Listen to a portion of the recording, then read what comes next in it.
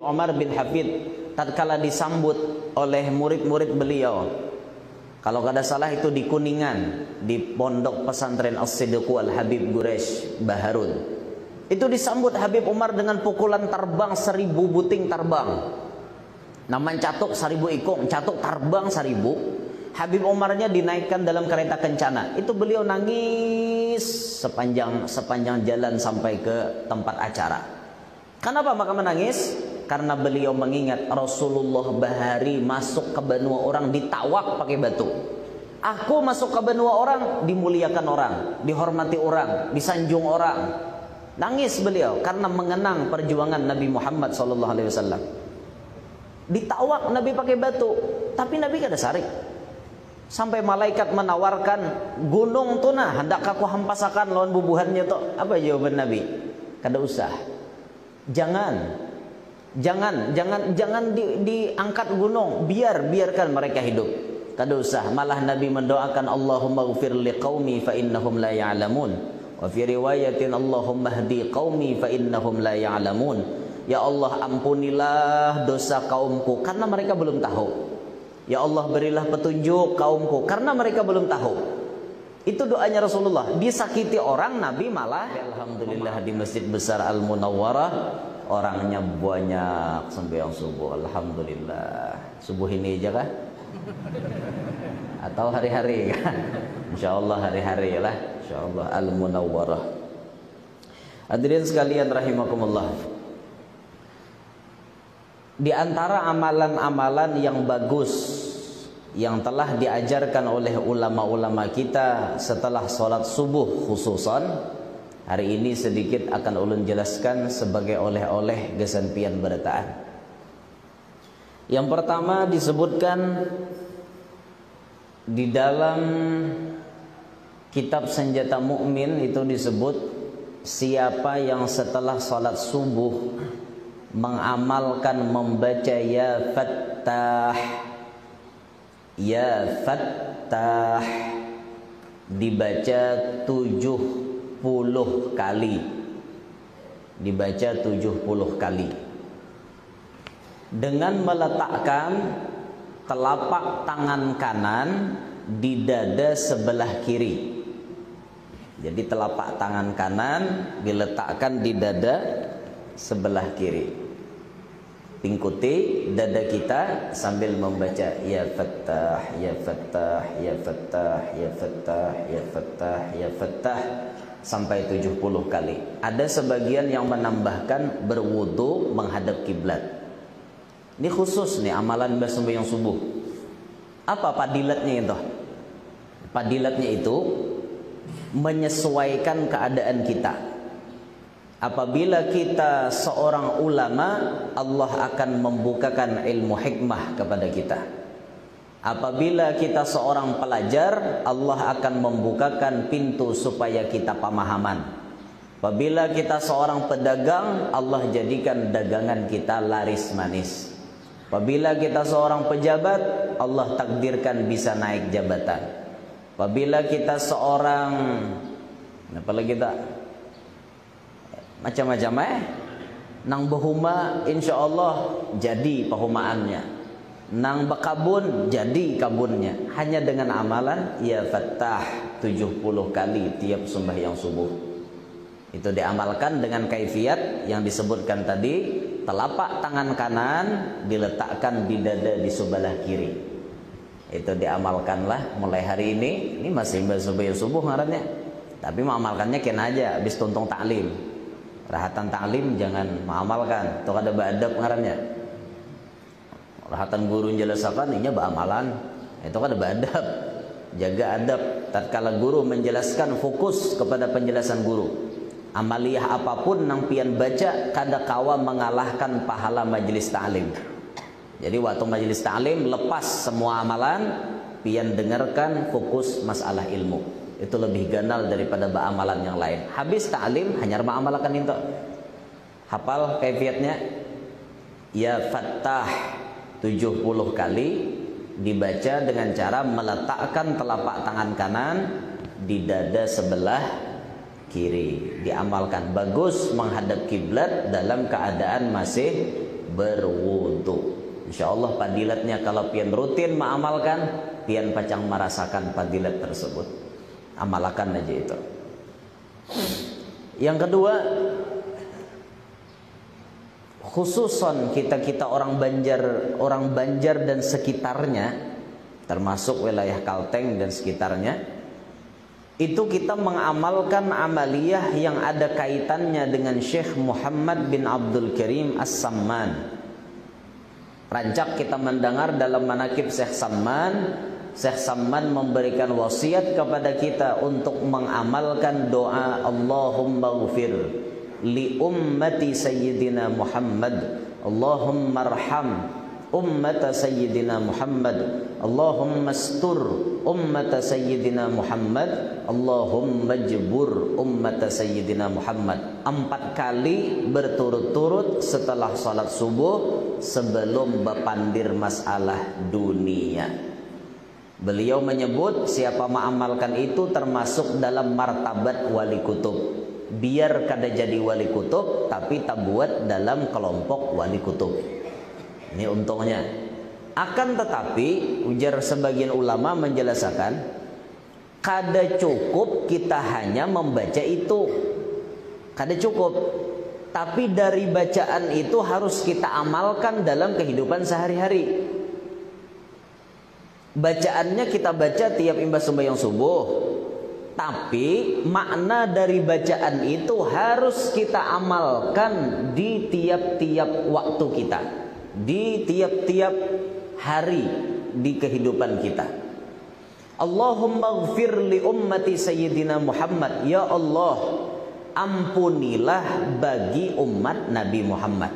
Itu kan maknanya. Pengamalannya dalam hidup pian harus bisa jadi orang nang kawa memaafkan, mengampuni kesalahan-kesalahan umat Nabi Muhammad. Al-insan mahallul khata' wan nisyan. Manusia itu tempatnya salah, tempatnya kada ingat. Maka tatkala ada orang lain bersalah lawan pian harus siap memaafkan, maampuni. Harus siap ya. Jangan jadi manusia hidup kada hendak beri maaf. Jangan. Rancak rajin dengar nang itu, rancak binian bang. Antara binian pulang. Lam tadi je binian kami juga ditimbang. Rancak ulun mendengar binian bang, bila sudah behual, ya dah. Bila sudah behual kayak toto. Pokoknya bila tak pahual pun aku kada rida sampai mati. Mai je ulu kada rida. Napa pahabaran? Pokoknya aja aku kada rida aja. Ka itu pokok cia. La ilaha illallah. Kada hendak memberi maaf lawan umat Nabi Muhammad. Padahal kita ini dituntut supaya memaafkan kesalahan orang lain. Pasti ada orang lain tuh bisa tak salah lawan kita, tapi kita maafkan, kita ampuni. Jangan sampai kita berlagak nang kayak itu tadi, bapandir nang kayak itu tadi nah. Aku kada hendak memaafkan dia sampai ke mati, aku kada rela. Umay talalu pian. Belajarlah nang kayak Rasulullah. Apa sifatnya Rasulullah? Ya'fu 'anid dzambi idza kana fi haqqihi wa sababihi. Wa idza dhuyya haqqullah lam yakum ahadun li ghadabihi. Itu akhlak Nabi kita. Ya'fu 'anid dzambi idza kana fi haqqihi wa sababihi. Nabi memaafkan yang terkait dengan diri pribadi beliau.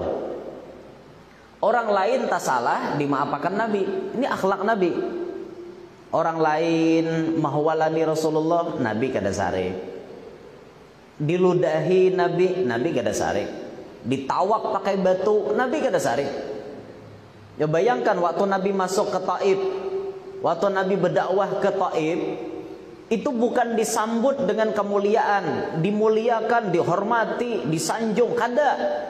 Tapi dakwahnya Nabi Muhammad disambut pakai tawakan batu, takuk ditawak, sampai batis Rasulullah itu berdarahan. Itulah dulu yang membuat Sayyidil Habib Umar bin Hafid tatkala disambut oleh murid-murid beliau. Kalau kada salah itu di Kuningan, di pondok pesantren As-Siddiq Al-Habib Quraisy Baharud. Itu disambut Habib Umar dengan pukulan terbang 1000 buting terbang. Naman catuk 1000 ikung, catuk terbang 1000. Habib Umarnya dinaikkan dalam kereta kencana. Itu beliau nangis sepanjang jalan sampai ke tempat acara. Kenapa maka menangis? Karena beliau mengingat Rasulullah bahari masuk ke benua orang ditawak pakai batu. Aku masuk ke benua orang dimuliakan orang, dihormati orang, disanjung orang. Nangis beliau karena mengenang perjuangan Nabi Muhammad SAW. Ditawak Nabi pakai batu, tapi Nabi kada sarik. Sampai malaikat menawarkan gunung tu nah hendak aku hampasakan lawan bubuhannya tu. Apa jawaban Nabi? Kada usah. Jangan diangkat gunung, biarkan mereka hidup. Kada usah. Malah Nabi mendoakan Allahumma ighfir liqaumi fa innahum la ya'lamun. Wa fi riwayatin Allahumma hdi qaumi fa innahum la ya'lamun. Ya Allah, ampunilah dosa kaumku karena mereka belum tahu. Ya Allah, berilah petunjuk kaumku karena mereka belum tahu. Itu doanya Rasulullah. Disakiti orang, Nabi malah memaafkan. Kalau pian bisa kayak itu, lakas jadi wali pian. Memaafkan kesalahan orang-orang yang berbuat jahat lawan seorang. Memaafkan. Apalagi kawa berbuat baik lawan musuh. Wah, top banget pian. Lakas jadi wali, jamin dia pian. Biar kada pernah hajut. Biar salawat sedikitannya, zikir kada tapi banyak, tapi lawan musuh baik. Musuh diberi duit, musuh ditraktir, musuh dibawa ziarah, musuh dibawa naik pesawat. Lakas jadi wali pian. Bujuran tak? Tes habian kada percaya. Lakas pian jadi wali di hadapan Allah. Modalnya cuma berbuat baik kepada musuh. Ahsin ila man asaa ilaik. Berbuat baiklah kepada orang yang berbuat jahat kepada engkau. Nyaman disambat tapi ngalih diamalkan. Ya rasakan pian sawarong lan musuh, hakon ka traktir musuh. Kebanyakan ada kau kada rigi aku jah traktir ngintok. Oh mulan jah udahnya nyambati saurang awak bayari pulang. Ada akalnya aku jah. Nah kita lah Pak. Itu kita kayak itu makanya ada mau jadi wali pian. Coba aja ke musuh tuh ditraktir, nah sudah pun pian sudah ulun bayari tadi tuh. Lakas jadi wali pian. Karena isok tatamu pulang musuh bayari pulang. Ada musuh tak hutang bayariakan hutangnya. Lakas tuh jadi wali. Habib Ali itu bila hendak guring, Sidin berdoa. Habib Ali sahibul maulid yang pengarang maulid Habsyi. Itu Sidin berdoa bila hendak guring, Allahumma samih ila man asaa ilayya. Allahumma samih ila man asaa ilayya. Ya Allah, maafkan kepada orang-orang yang telah berbuat jahat kepadaku. Itu doa Habib Ali bila hendak guring. Bila hendak guring, Habib Ali mendoakan, ya Allah, siapa nang tak salah lawan aku, maafkan kesalahannya. Doa Habib Ali itu ya. Kita suah lah berdoa nang itu hendak guring. Harapan malah kita lagi isok bila tetamu juga kan hantam tuh pambila tetamu. Ini kita memikirkan nak balas dendam. Habib Ali malah mendoakan samih ila man asaa ilai. Maafkan ya Allah dosa orang nang tak salah lawan ulun. Itu doa Habib Ali. Makanya orang-orang wali itu luar biasa pian. Mengamalkan benar lawan Allahumma ighfir li ummati sayyidina Muhammad dalam kehidupan sehari-hari. Memaafkan. Nah, ini sifat Rasulullah, memaafkan lawan orang nang tak salah dengan diri pribadi beliau. Tapi lihat Rasulullah, walaupun memaafkan atas urusan-urusan pribadi, tapi Nabi tidak ada kata ampun kalau sudah urusan agama. Wa idza duyyi'a haqqullah, apabila disia-siakan hukum Allah, lam yakum ahadun bighadabih. Belum ada orang berdiri sarik, Nabi Muhammad sudah sarik berdahulu. Karena hukum Allah dicaci maki, agama Allah dinistakan, belum ada orang sarik, Nabi berdahulu sarik. Itu sarik nang bujur. Dan ini sarik urusan pribadi aja, urusan agama dilecehkan orang, kujihing. Sarik kada, sarik lah jurang agama dilecehkan. Biasa aja aku kayak itu aja. Napa kisah? Agama dilecehkan kayak itu. Sudah urusan pribadi, sandal hilang amoknya 7 hari nyerampe. Sandal hilang sabalah aja tak? 7 hari amok. Sudah agama dilecehkan, ranai-ranai aja. Nah ini orang imannya dipertanyakan. Kada ada lalu respon urusan agama. Wal a'yadu billahi min dzalik.